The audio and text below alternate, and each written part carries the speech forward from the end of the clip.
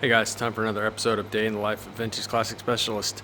So despite being a Thursday, Mr. Rafa came in today about half a day, and I think he said he originally had some plans and I don't know, got canceled or something. So he decided to come on in. I think actually he was kind of excited to work on this bug some more, because who wouldn't be?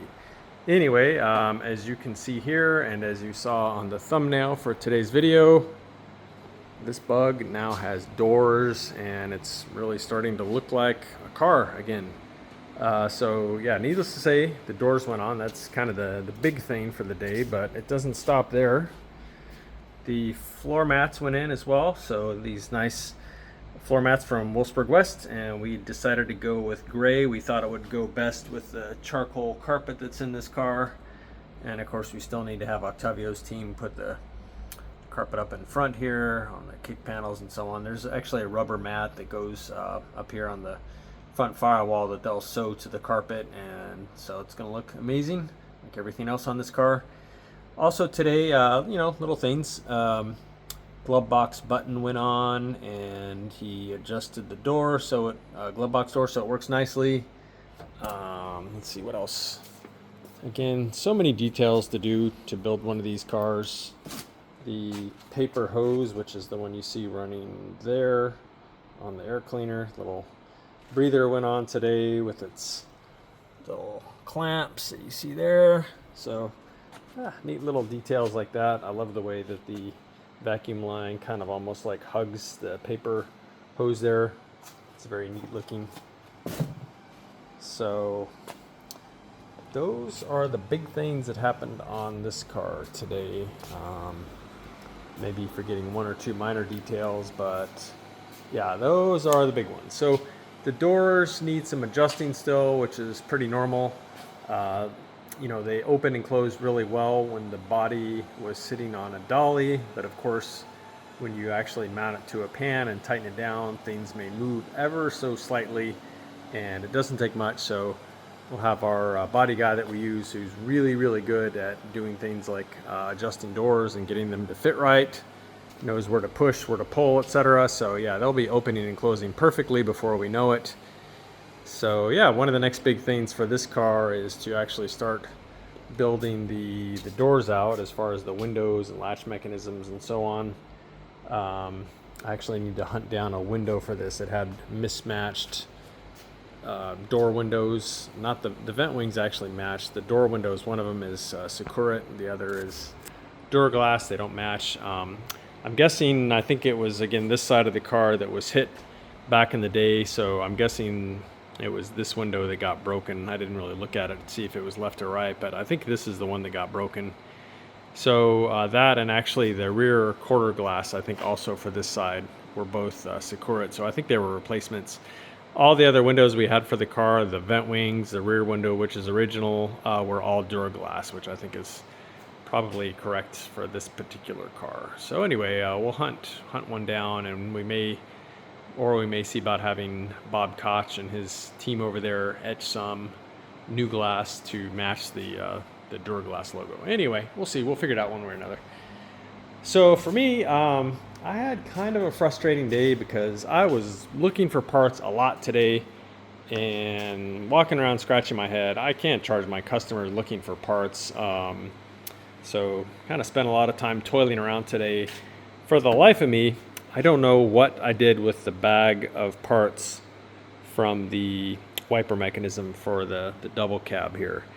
I am very, very good at literally keeping every part when I disassemble any, sub-assembly or anything, bagging them up, keeping them with that customers on their shelf, or in this case, an area like this, or under the car. See a bunch of parts down there. I couldn't for the life of me find those. I wanted to actually start putting the wiper mechanism back together just because I kind of had some time to kill, and I thought that would be a good thing to go ahead and do. I don't know where those are, and it doesn't seem like anyone actually makes the bushings for these late model ones. So I don't know. We'll figure something out. They got to be around here somewhere, but super frustrating looking for stuff in all the right places and all the wrong places and still not finding it. But yeah, anyway, that happened. One thing else, or one other thing that I did today was take the original wheels from this car and had the tires removed. When the customer brought the car in, he had just kind of like roller tires. They were actually, I think, brand new tires, but they were really, really old. I think they were expired, so to speak, so we wouldn't run those, but good rollers. So anyway, I had those taken off the wheels. The wheels are going out to sandblasting. Once we get them back from sandblasting, we'll give them one more, kind of once over, straighten anything that's ugly when we can really, really see them without paint on them. And then they'll go off to powder coating and then finally paint. So yeah, that happened today too. What else? I worked on the 64 bus sum. So this, I had it installed yesterday, but I didn't have it wired. Again, I think I went on a diatribe yesterday about how much of a pain in the ass this ISP speedometer is to wire, because all the wires for the different indicator lights, the two idiot lights, high beam, and the flasher, they have these like impossibly small wires just coming out of it, and it's kind of like, okay, you're on your own to figure out how to hook these up, as far as how do you connect those to a vintage Volkswagen. All right. So I ended up, I don't know if you'll be able to see this, ended up using, there you can kind of see a little old Volkswagen style terminal block, and ran all the wires from the Speedo into one side, and then all the respective wires from the idiot light signals and stuff into the other side. So in the end, it's a pretty clean installation, but still kind of annoying. So I did that, and what else? I prepared and put in the rear shift rod, which on these things runs from about here somewhere under the middle all the way back to the transmission, runs through a long tube that runs along the underside of the chassis on these. So I ran that, put the boots on it on both sides, and then also started routing the wires. Pull up my light. Started routing the wires back here for the rear indicators. So you can see these actually run underneath here neatly like that, and then they go up through this sort of triangular piece here. They pop out right here for this light, and then they go up and over and come out in about the middle here. This is for the license plate light. They continue over, and then finally they pop down over here for this tail light. So yeah, I went ahead and routed those, and I'll probably go ahead and wire these up sometime soon. The only thing is, I don't know, this aftermarket bulb holder has wires built in, and I don't know which color is which. So there's a tail light, and then there's a brake or turn signal light.